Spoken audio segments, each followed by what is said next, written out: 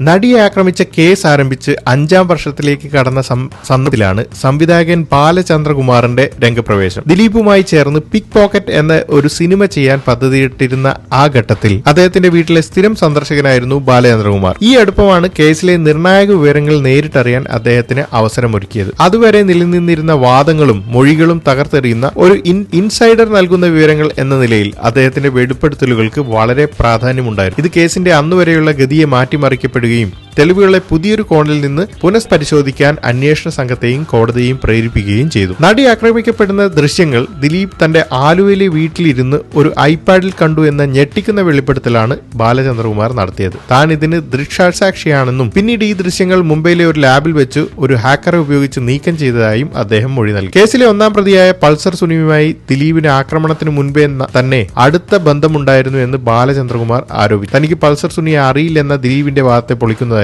ഈ മൊഴി. കേസിലെ അന്വേഷണ ഉദ്യോഗസ്ഥരെ അപായപ്പെടുത്താൻ ദിലീപും കൂട്ടാളികളും ഗൂഢാലോചന നടത്തി. അന്വേഷണ ഉദ്യോഗസ്ഥനായിരുന്ന ഡിവൈഎസ്പി എം ബൈജു പൗലോസ്, ദിലീപിനെ അറസ്റ്റ് ചെയ്ത സംഘത്തിലുണ്ടായിരുന്ന ഡിവൈഎസ്പി സുദർശൻ എന്നിവരെ വധിക്കാൻ പദ്ധതിയിട്ടതായും അദ്ദേഹം മൊഴി നൽകി. ഒരാളെ തട്ടാൻ തീരുമാനിക്കുമ്പോൾ എപ്പോഴും ഗ്രൂപ്പിലിട്ട് തട്ടണം എന്ന് ദിലീപ് ഉപദേശിക്കുന്നതായി ആരോപിക്കപ്പെടുന്ന ഒരു ശബ്ദരേഖയും ബാലചന്ദ്രകുമാർ പുറത്തുവിട്ടു. ഈ ഞെട്ടിപ്പിക്കുന്ന വെളിപ്പെടുത്തലുകൾ കേവലം ആരോപണങ്ങളിൽ ഒതുങ്ങിയിട്ടില്ല. അത് ഗുരുതരമായ നിയമ പ്രത്യാഘാതങ്ങളിലേക്ക് നയിച്ചു. ഏതാണ്ട് അവസാനിച്ചുവെന്ന് കരുതിയ ഒരു വിചാരണ പുനരുജ്ജീവിപ്പിക്കുകയും പ്രതിരോധത്തിലായിരുന്ന പ്രോസിക്യൂഷന് കേസ് അട്ടിമറിക്കപ്പെടുന്നു എന്ന വാദം സ്ഥാപിക്കാൻ ലഭിച്ച നിർണായകമായ ഒരു നിയമപരമായ പിടിവള്ളിയുമായിരുന്നു ബാലചന്ദ്രകുമാറിന്റെ വെളിപ്പെടുത്തലുകൾ. അദ്ദേഹത്തിന്റെ വെളിപ്പെടുത്തലുകളെ തുടർന്ന് കേസ് പുതിയൊരു അന്വേഷണ ഘട്ടത്തിലേക്ക് കടന്നു. ബാലചന്ദ്രകുമാറിന്റെ വെളിപ്പെടുത്തലുകളുടെ അടിസ്ഥാനത്തിൽ 2022 ജനുവരിയിൽ കേസിൽ തുടരന്വേഷണം നടത്താൻ കോടതി ഉത്തരവിട്ടു. ഈ ഘട്ടത്തിൽ തന്നെ അദ്ദേഹത്തിന്റെ രഹസ്യമൊഴി രേഖപ്പെടുത്താൻ എറണാകുളം CGM കോടതി അന്വേഷണ സംഘത്തിന് അനുമതി നൽകുകയും ചെയ്തു. അന്വേഷണ ഉദ്യോഗസ്ഥരെ വധിക്കാൻ ഗൂഢാലോചന നടത്തിയതിനും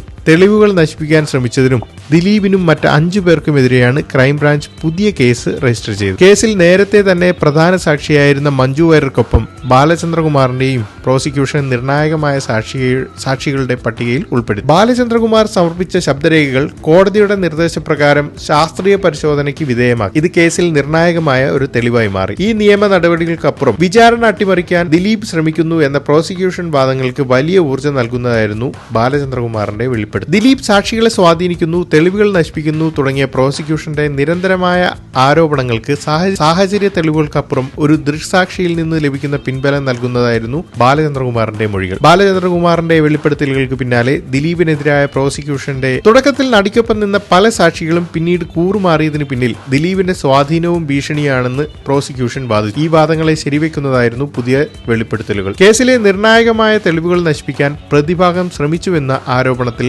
ബാലചന്ദ്രകുമാറിന്റെ മൊഴികൾ ബലമേ. നടിയെ ആക്രമിച്ച ദൃശ്യങ്ങൾ അടങ്ങിയ മെമ്മറി കാർഡ് കോടതിയുടെ കസ്റ്റഡിയിലിരിക്കെ സംശയാസ്പദമായ രീതിയിൽ തുറന്നു പരിശോധിക്കപ്പെട്ടു എന്ന ആരോപണം ഉൾപ്പെടെ കോടതി രേഖകൾ ചോർത്താൻ ശ്രമം നടന്നു എന്ന വാദത്തിനും പുതിയ വെളിപ്പെടുത്തലുകൾ സഹായകരമായി. ദിലീപിനെതിരായ വെളിപ്പെടുത്തലുകൾക്ക് പിന്നാലെ ബാലചന്ദ്രകുമാറിനെതിരെയും ഗുരുതരമായ ആരോപണം ഉയർന്നു. ജോലി വാഗ്ദാനം ചെയ്ത് വിളിച്ചു വരുത്തി പീഡിപ്പിച്ചു എന്നാരോപിച്ച് കണ്ണൂർ സ്വദേശിനിയായ ഒരു യുവതി പരാതി നൽകി. എന്നാൽ ഇത് ദിലീപിന്റെ പ്രതികാര നടപടിയുടെ ഭാഗമായി കെട്ടിച്ചമച്ച കള്ളക്കേസാണെന്നായിരുന്നു ബാലചന്ദ്രകുമാറിന്റെ പ്രതിവാദം. ഗുരുതരമായ വൃക്ക രോഗത്തെ തുടർന്ന് ചികിത്സയിലായിരിക്കുമ്പോഴും കേസിന്റെ നിർണായക സാക്ഷി വിസ്താര ഘട്ടത്തിൽ ഉൾപ്പെടെ അന്വേഷണത്തിന് പൂർണ്ണമായി സഹകരിക്കാൻ ബാലചന്ദ്രകുമാർ തയ്യാറായി എന്നത് അദ്ദേഹത്തിന്റെ നിശ്ചയദാർഢ്യത്തിന്റെ തെളിവാണ്. അവസാന നാളുകളിലും കേസിന്റെ വിജയത്തിനായി അദ്ദേഹം നൽകിയ പിന്തുണയും സഹകരണവും നിയമവൃത്തങ്ങളിൽ ഏറെ ചർച്ച ചെയ്യപ്പെട്ടു. ഒടുവിൽ കഴിഞ്ഞ ഡിസംബർ 13 അദ്ദേഹം മരണത്തിന് കീഴടങ്ങി. ഡിസംബർ 8 വിധി കേൾക്കാൻ ബാലചന്ദ്രകുമാർ ഇന്ന് ജീവിച്ചിരിപ്പില്ല. പക്ഷേ ആ വിധിന്യായത്തിന്റെ ഓരോ വരിയിലും അദ്ദേഹം കത്തിച്ച ആ നിർണായക വഴിത്തിരിവിന്റെ പ്രതിഫലനം ഉണ്ടാകുമോ എന്ന് തന്നെയാണ് കേരളം ഉറ്റുനോക്കുന്നത്.